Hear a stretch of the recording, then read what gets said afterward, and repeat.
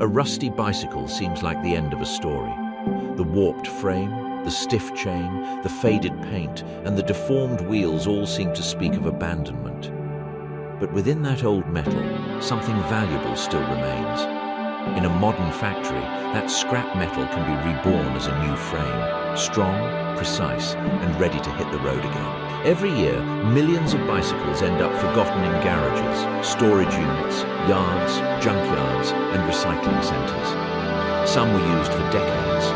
Others were destroyed by rain, salt, mud, or simply the passage of time. At first glance, many seem useless.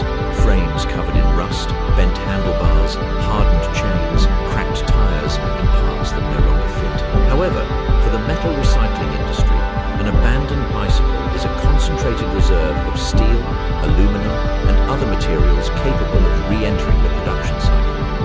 The transformation begins long before a new frame even exists.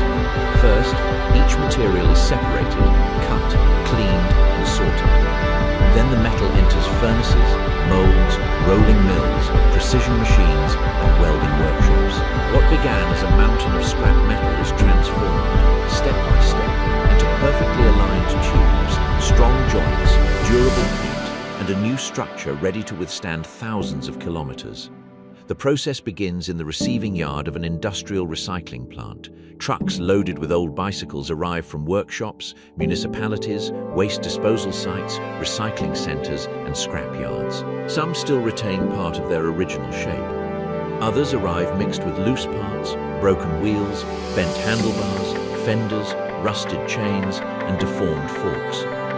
The scene seems chaotic, but for the factory, all that mess is raw material.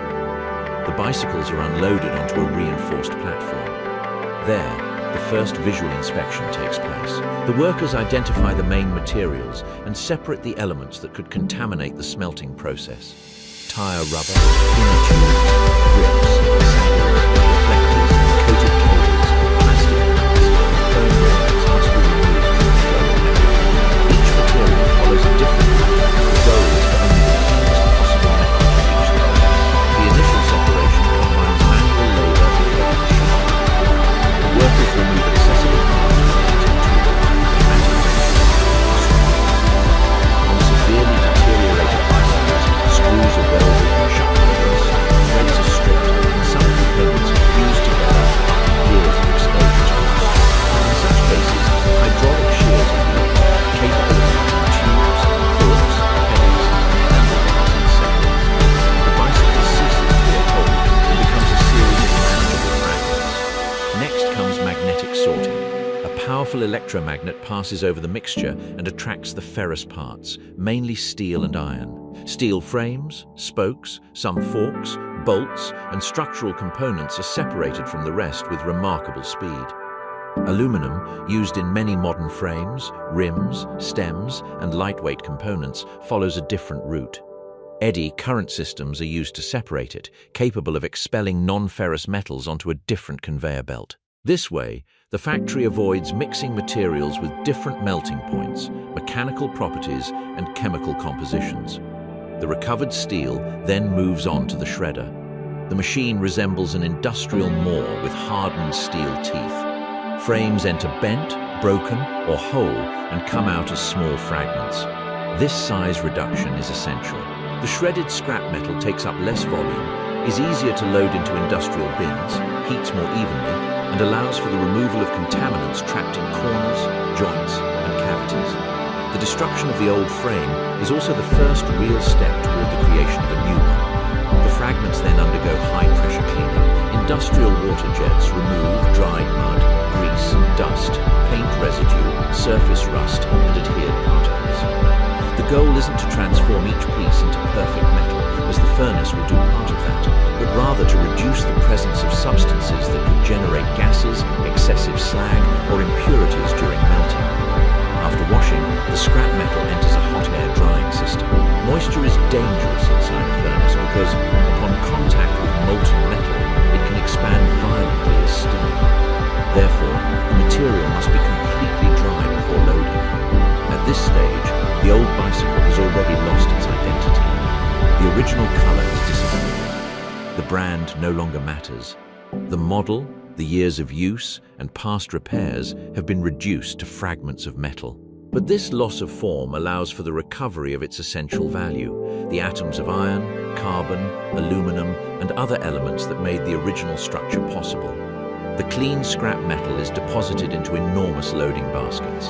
An overhead crane lifts each basket and moves it to the smelting area. The atmosphere changes completely. The noise of the conveyor belts gives way to the intense glow of the furnaces, the slow movement of the cranes, and the heat that pervades the entire building. The factory has left the mechanical recycling area behind and entered the thermal heart of the process.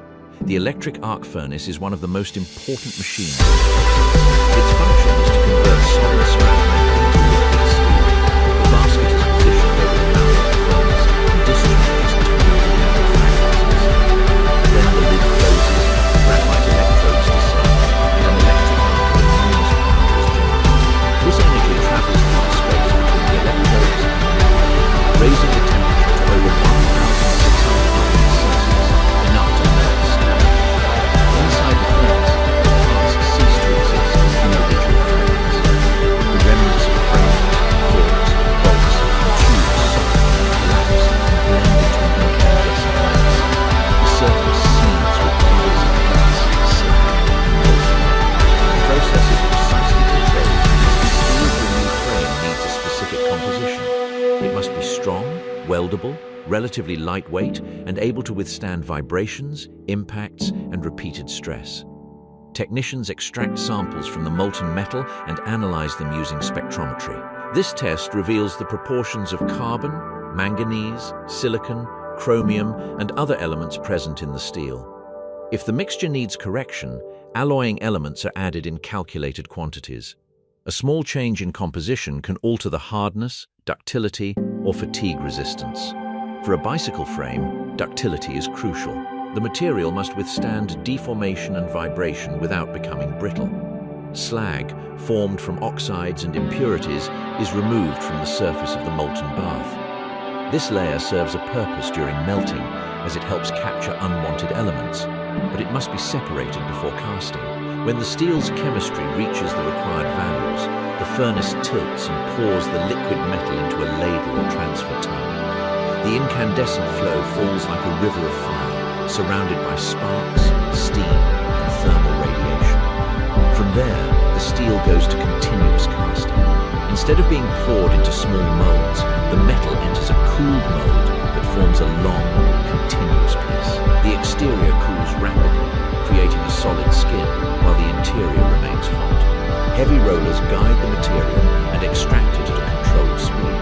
The result is a billet, a bar of regular cross-section that retains the heat from the process and will serve as the basis for manufacturing tubes. The billets are cut into manageable lengths with automatic torches and transferred to a cooling bed. Over minutes or hours, the color changes from bright orange to dark gray. Once stabilized, the pieces are moved to the rolling mill. There, a profound physical transformation begins. A compact mass of steel will become a long, hollow, and precise tube. First, the billets are reheated to restore their plasticity. The steel must be hot enough to deform without cracking.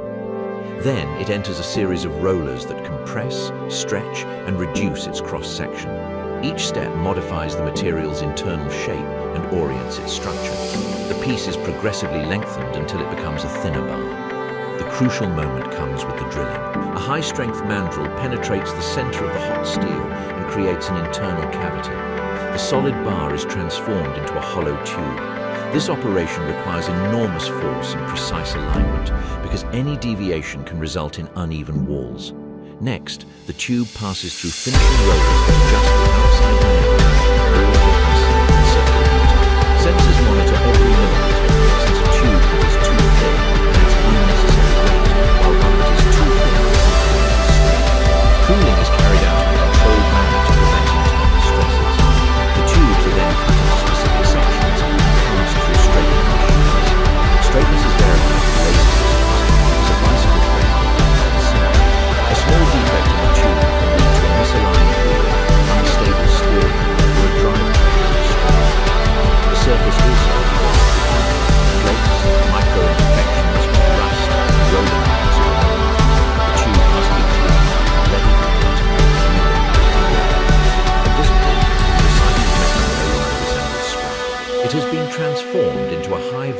industrial raw material. New, uniform tubes ready to form the geometry of a modern bicycle. Frame manufacturing begins in the cutting and machining area. Each tube is assigned to a specific part of the frame. Top tube, down tube, seat tube, chain stays, seat stays, head tube, and bottom bracket. The frame's geometry defines how the bicycle will handle. Just a few degrees can change stability, steering response, comfort, and pedaling efficiency. Cold cutting saws divide the tubes into precise lengths.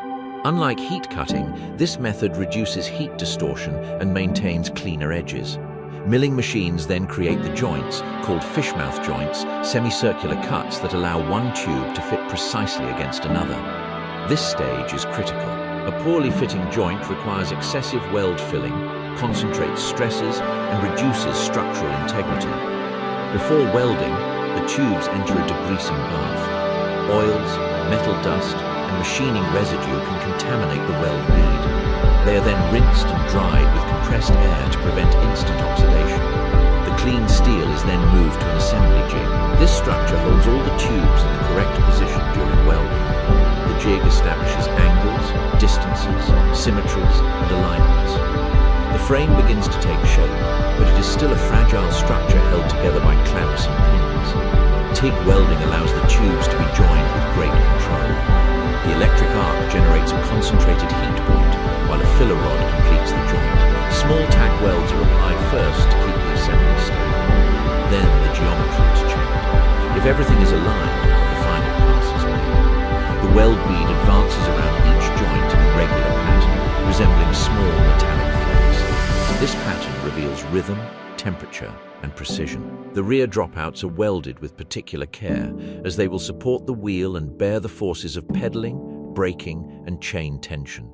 Brake mounts, cable guides, anchor points, and small reinforcements are also integrated. The head tube is joined to the main triangle, completing the area that will support the fork, handlebars, and a large portion of the front loads. Once welding is complete, the frame is left to cool naturally to minimize warping. Then comes the hand finishing. The joints are inspected, excess material is removed, and transitions are smoothed. On some frames, the visible weld bead is retained as a sign of handcrafted construction. On others, it is sanded to achieve a clean, more continuous surface. The decision depends on the design. In all cases, strength takes precedence over appearance. Quality control subjects the frame to alignment, tension, and return tests. Laser systems verify that the head tube, bottom bracket, and dropouts are in the correct position. Mechanical testing applies loads that simulate braking, bumps, twisting, and optimize power. Ultrasound can also be used to inspect welds and detect porosity, internal cracks, or lack of penetration. A visually perfect frame loses value if its joints cannot withstand thousands of stress levels. Once the tests are passed, the bare metal enters the surface preparation stage. First, sandblasting or shot blasting is performed. Abrasive particles strike the steel at high speed, removing microscopic debris and creating a suitable texture for the coating to adhere to. Then the frame goes to the powder coating booth. There, it is electrostatically charged and receives a fine mist of pigmented particles.